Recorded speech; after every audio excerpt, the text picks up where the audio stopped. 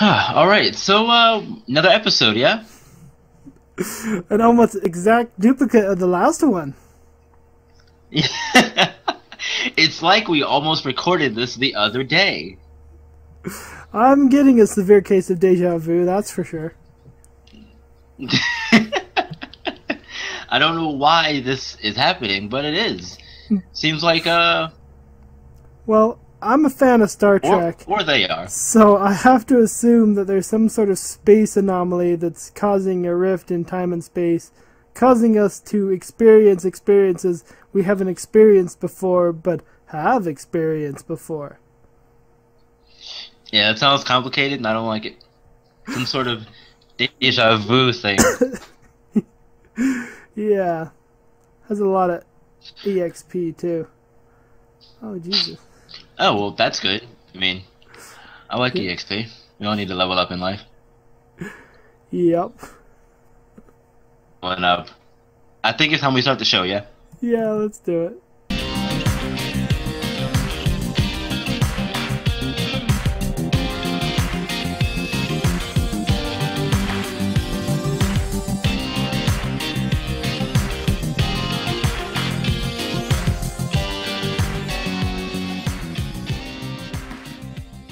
Hello, and welcome to episode 15 of the R&R Gaming Podcast. We are a part of the Joystick Entertainment Network, and I, as always, am your host, Byron Reed.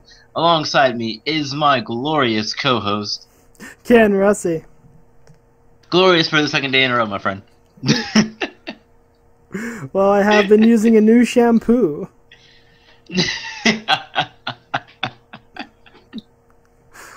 That sounds good. I like it. You'll have to show me what it is sometime. Yeah, well, Maybe I can use it and have long flowing hair like you. It's pretty simple. It's just a 6-hair killing streak.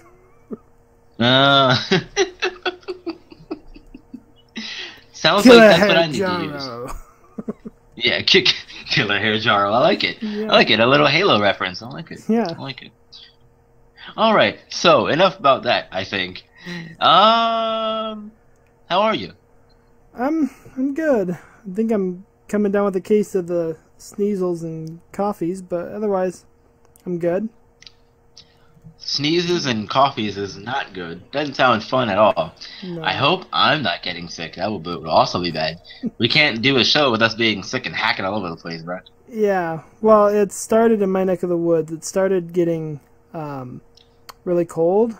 I have a set of 3 puppies that I have to take out. And the last time I took them out in the morning, like 6 a.m., whatever, you could see my breath. It was already getting that cold. Yikes. So I think that's part of what's going on. I'm taking them out in the morning, and it's sucking in that cold air. You can keep that cold over there, please. I don't want any of it. All that cold air, none of that. I'll send you a postcard. You wish you were here. With cold cough, air cough. in it? Just open the card, just ice, Yeah, by the time you get it, you'd be like, why is this card super soggy? Right. I just freeze and I pick up the card. Oh my goodness. So, what have you been playing? So I've been playing more since yesterday, but because it's a free weekend for Overwatch people, and since I don't own the game, I decided to play that, and I was for the most part, it seemed like it was difficult getting into a match, and I don't know if that's commonplace, because I just went into arcade, and I went into the new Junktown thing, but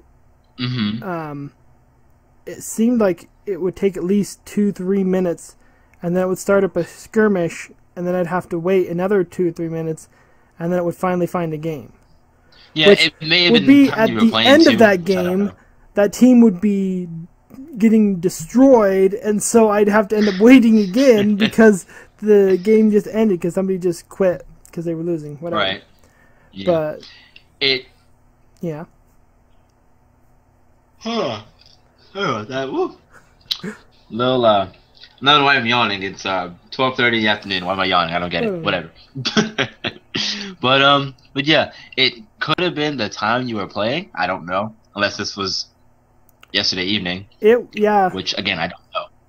Friday evening, like it would have been between 6 and 8 o'clock, sometime around then. Oh, okay, yeah, that is kind of weird that it was kind of slow finding a match, but it depends really. Sometimes it works. It does take 2-3 minutes, sometimes longer, depending on how many people you have in your lobby. Yeah, well, Where people. if for me and my friends are playing, we're running a 6 stack, it could take upwards of a game. Huh. That's weird. But yeah, I was rocking out with Reinhardt because he's my favorite, and we only won, I think, one match in the ones that I played, and that was a defense. But we never won any of the attacks or tried to push the cart. Okay. But there You should was. let me know when you play again, so we can get together and play sometime. I think I looked and you were too busy playing Destiny. But yeah, sounds alright. But no, there was one time I got put on the main page, the voting page, and I just have to bring this up because this is the only time it's happened. But I had blocked like 8,000 or 9,000 attack points against me. Nice. And so That's what's up. Yeah, It's a good feeling. I got a couple votes. I didn't win though. Someone else got something else. I was the only one from our team that was in that voting category. Right. But yeah, and it took me a second too because I'd kind of forgotten. It's been so long since I'd last played it. I'd kind of forgotten how you have to use him. Like, Yeah. you have to go out and use your, because he's mostly melee. Like mostly Right. he gets up and beats people to death with his hammer. Correct. His hammer has a huge hitbox. It's stupid. Yeah.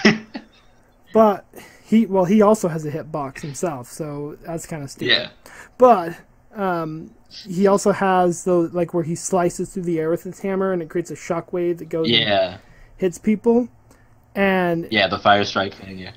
and his last move is where he like just charges at somebody and crushes them instantly against the wall if he catches them. Yep. And of course, I already mentioned he has his shield. And the way that you play him is that you go until you find somebody, you shield up until you can kind of take a swing, and then you take a swing and you shield back up. Or you time it, release your shield and charge at them, or you release and attack and bring your shield up. So it's kind of like mostly defense, and you just kind of wait for your opportunity to strike.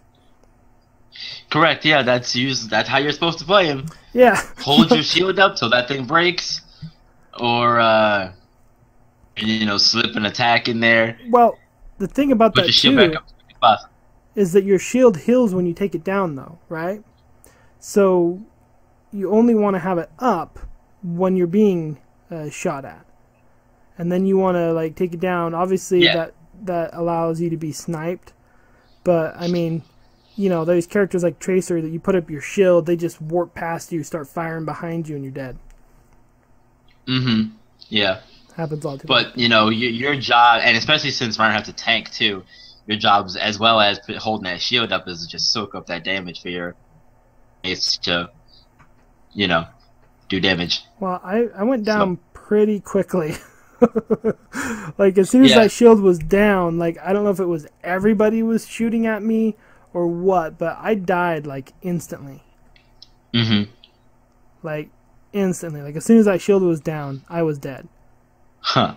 Maybe had 2 seconds. I could like swing my hammer once, and then I was dead. It depends on who's hitting you and all that, but I wouldn't know because I wasn't there, so I couldn't tell you. I'll take your word for it, though. Yeah. Well, I watched the kill cams, man. I believe it. But no, but I played that, and then also part of the Xbox Live Gold games right now is a game called Oxenfree. and people need to get that game. I heard about it. I need to play it at some point here soon. Yeah, it is just a great little fun indie game. It's mostly story based, and your choices matter. Like people will be talking, and you'll get 3 choices on how you can respond to how they're talking, and based on what you pick, it'll change the outcome of the story. And just I don't want to spoil too much because it is story based and it's really great. But the game does start out. You play this girl, and they never really tell you what age you are. But from the story, I kind of got the impression that you were 18 in your final year of high school, and you and your best guy friend are on a boat with your new brother-in-law because your mom just got married to his dad, and they're going out to this island that every year the high school students go out there to like do some stuff or drinking or partying, whatever. Right. Like right before graduation, and except this time crazy stuff starts to happen. So of course. Always. Yeah, and it's quick. I beat it in about 3 hours time sitting down playing it, so it's not going to take too long.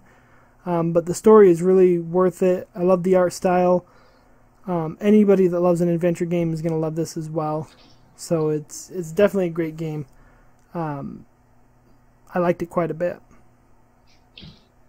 That sounds really fun. It sounds like a game that I would love to stream at some point. Yeah, definitely you should, because there's so many choices. In fact, that's one of the things that peeved me off a little bit, is that you have 3 choices, and if somebody's talking to you and you select one of the choices, you'll just interrupt what they're saying with what you said. And there's a limited amount of time because your choices can actually disappear, and then there's the 4th choice where you don't say anything.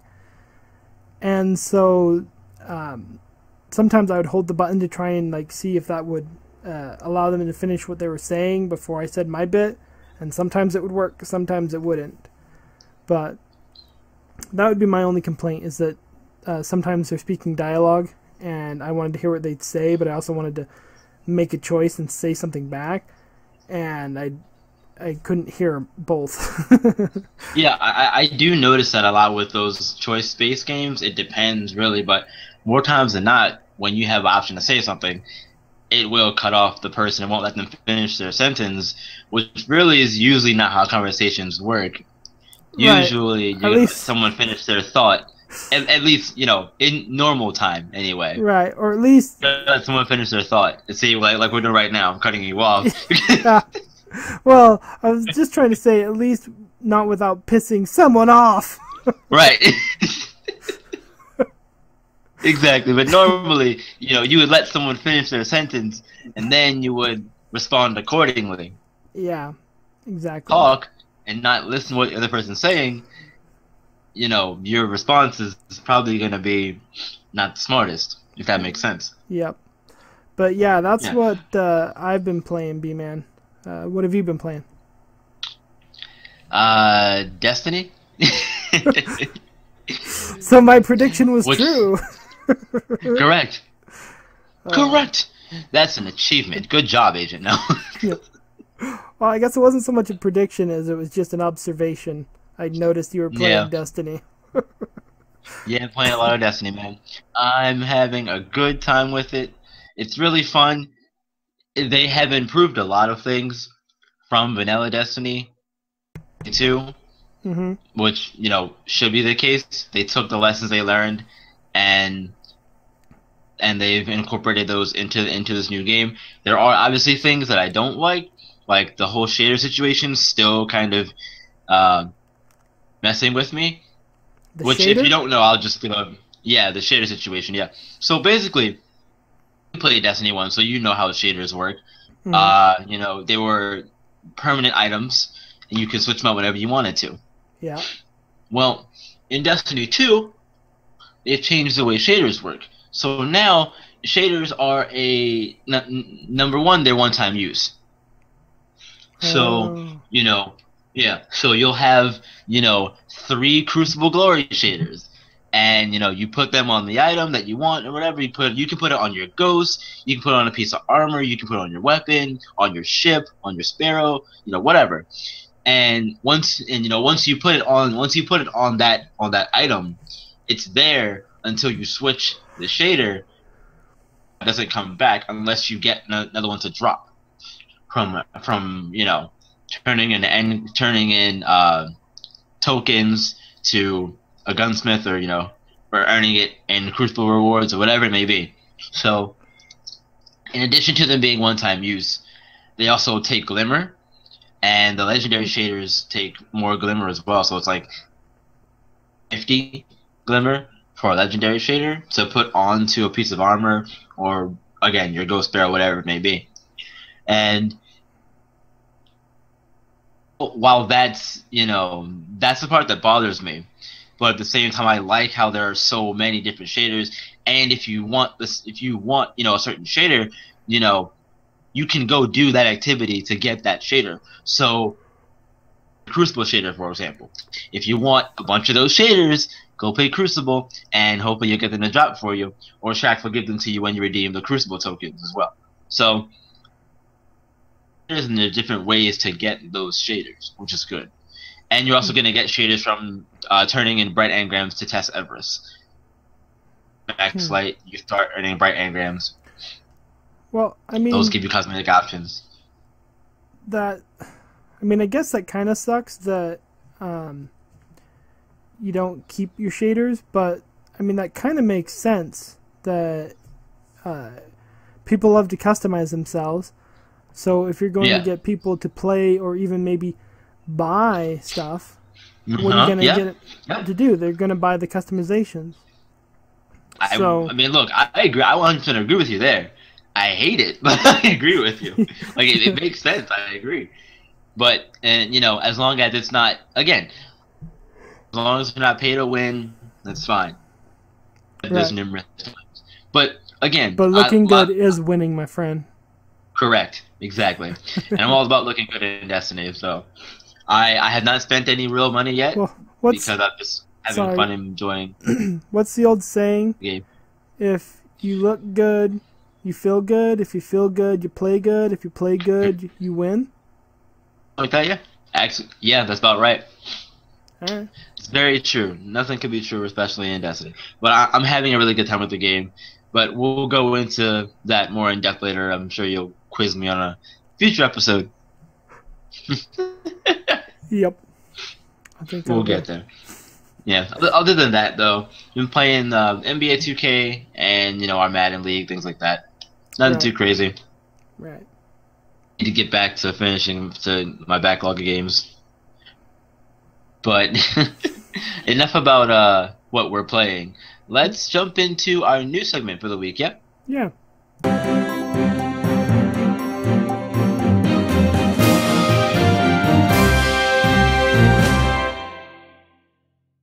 Jumping into our first news story of the day, I will kick it off. So, we've got Square Enix, and they are interested in games as a service model. So, back in May, Square Enix management were talking about how the video game industry is heading towards the game as a service model, and they were talking about how they're going to start approaching game design with that in mind, and talk about the increased revenue that they can make off of these games and things like that. And there's a comment from Matsuda. He's one of the people who works at Square Enix.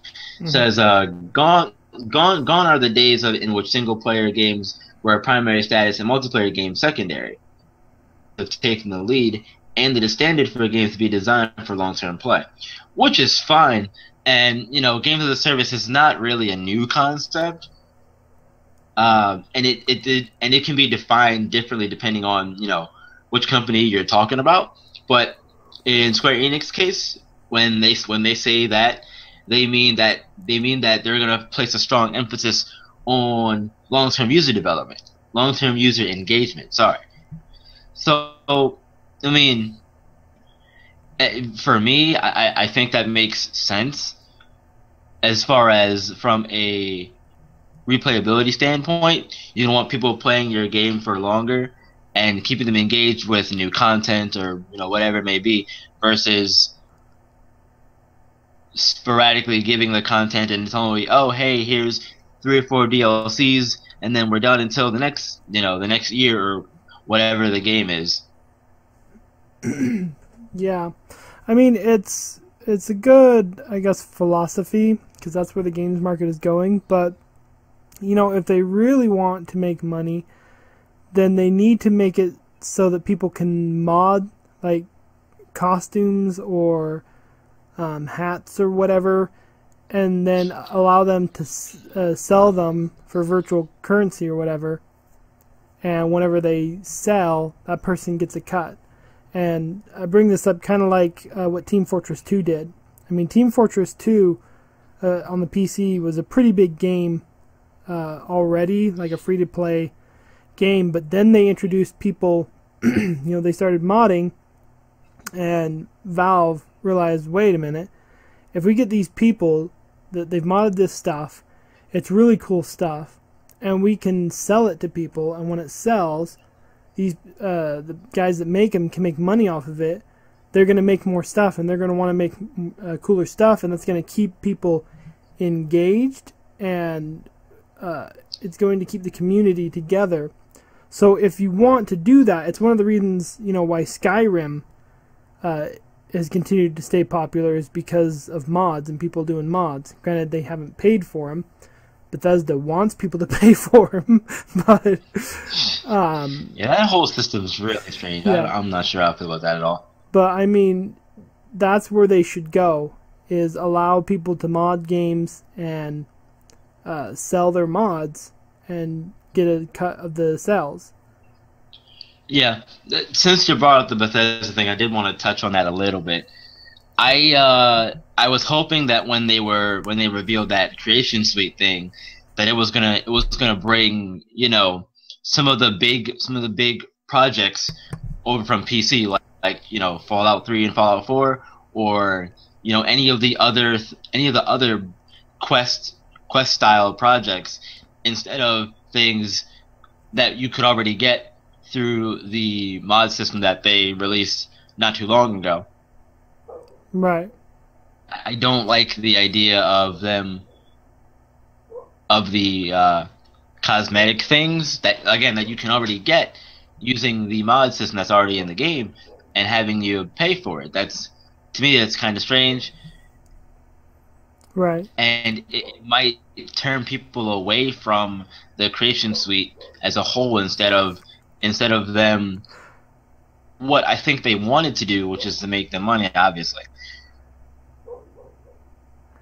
Let's see how it develops, though. Because right now it just has a few things, and most of those things, actually all of them, are cosmetic and things that you could already download for free. Yeah, I mean, I don't know. I think Bethesda has the wrong idea, but we'll see as that comes along, if it turns into anything.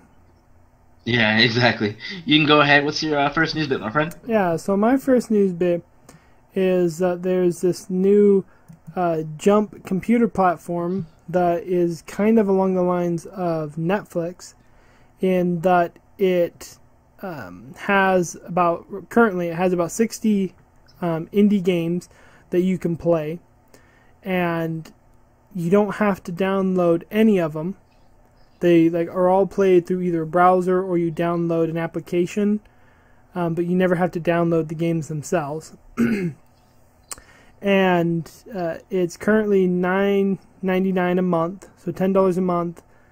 They have 60 games. They're said that they hope to introduce about 6 to 8 new games a month on there, and it kind of looks. I mean, it looks interesting. To me, I guess the biggest thing that they added, or that they have, is that there's a Vita game that was canceled for the PlayStation Vita that they actually have on this site itself, which is playonjump.com. You can check it out. But I just thought that was interesting that there's this new thing. It came out, I guess, on Thursday, this last Thursday, like the 20th, 21st. So we'll have to see how well it does, or if it does any good. But yeah, it's definitely very interesting to hear that there's a new service that's like that, and especially the fact that you don't have to physically download the games onto your computer. Mm-hmm. That's even more of an incentive for people to try them out. You can go in, oh, this looks cool. Let's go ahead and play it out, see what it's like, and you may like it and decide, hey, I want to keep playing this thing. So right. Well, I know that Play Online tried this several years back, and they were able to do it for a couple of years before they had to shut down their service and sell off their stuff. And they had like older games like PlayStation and Sega and kind of classic games. So we'll have to see how this does, because currently it's just indie PC games. But we'll keep an eye out on it and go from there. Was there a list in the article about any of the games that they had on there? No, they didn't do anything like that. There is an image that people who are watching this on the YouTube channel, they can see some of the games that are available. There's only about 20 games that they show. Some of them are fairly big indie games. Some of them are ones I've never even heard of. But yeah, some of the people can see these, and they don't have anywhere that I saw on their site their list of games that you can play. I guess you just have to get in and pay for their service. Pay for yourself. Well, I mean, they have a 14-day trial, so you can always trial it. And if you don't like it or any of the games, you can always cancel. That sounds good to me. Yeah, because I might have to look into that and check it out, just so I can see what games they have. Because there are a few games the indie games especially, that I've missed out on, or that I wanted to play but never got around to playing. So, right, for a little bit at least. So yeah, on to the second bit of news from me.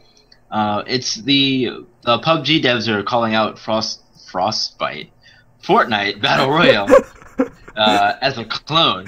They're calling out Frostbite. Yeah, they're taking shots at EA. Our Madden game is not good enough. It needs more bullets. Yeah. Needs more murder. You should have 100 people on the field, and once you get tackled, you're dead. That's a different kind of football game. I don't know, man. That would be kind of fun, though. You don't have almost like they don't die though. You tackle them, and they get like knocked out. They get a concussion, and there's like 3 stars that float around their head, so you know that they've been concussed. And you just almost have like the old Blitz, the league game, where if you did 20 dirty hits, there was like a tackle battle off thing. Yeah, yeah. But you have like you can go all the way up the stadium, like the whole stadium, not just the field. Like, you got to do the whole stadium. Oh man, that went off the rails pretty quickly. No, but the PUBG developers are calling out Fortnite Battle Royale mode as a clone. It's very similar to G mode. You got 100 players that get dropped into a map, starting off with hardly anything, and you have to find materials and weapons and armor, all that stuff. And then you as a lone player, or you with a squad, the last squad or person standing will win the match.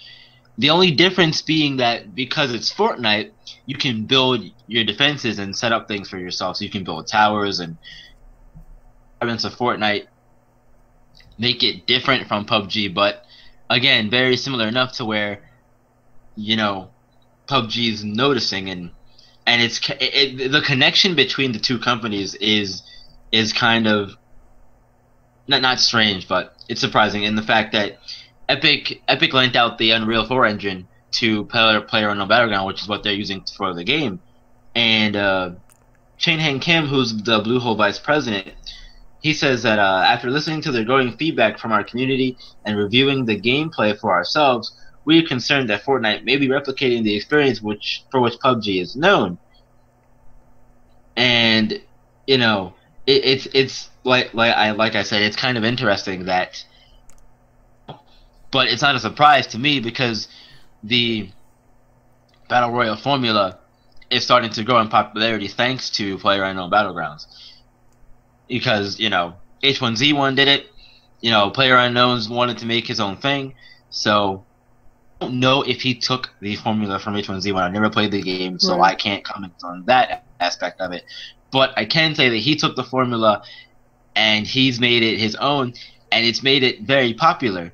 It's become one of the fastest games to be on Twitch, in the top directory in Twitch.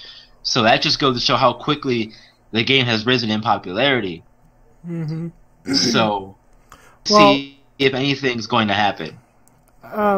the biggest thing I can think of about this news story, and a lot of like Twitter followers and news that I look at, they're all pretty much saying if PlayerUnknown Battlegrounds Bluehold just kept their mouth shut and hadn't said anything about this battle royale, no one would know about it.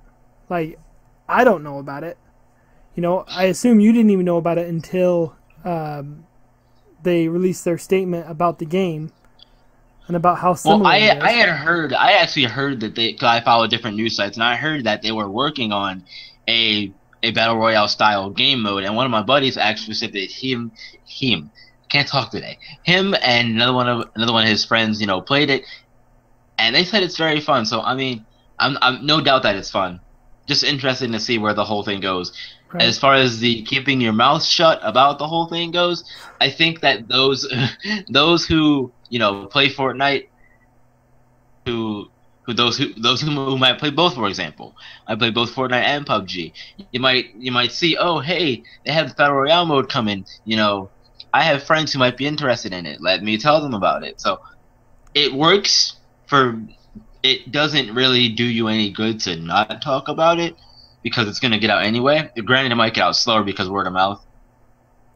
But well, again, from my understanding, won't get out to as many people. Fortnite, at least this battle royale, is going to be free to play. And so, granted, you could have had people check out that, but it's kind of like the old saying that there's no such thing as bad publicity. And that by them even talking about it, they're giving Fortnite this huge publicity boost. Like, until they said anything, again, I didn't know about it, and I consider myself a pretty well-informed gentleman. And until they said anything, like, I didn't know that Fortnite had this Battle Royale mode coming.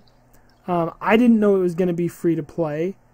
I didn't know anything about it, and yet here we are now, and I know about it, and I'm like, you know what? I'm going to try this because it's free to play, and because you can't get PlayerUnknown on the Xbox right now. You can't even play it or trial it or whatever.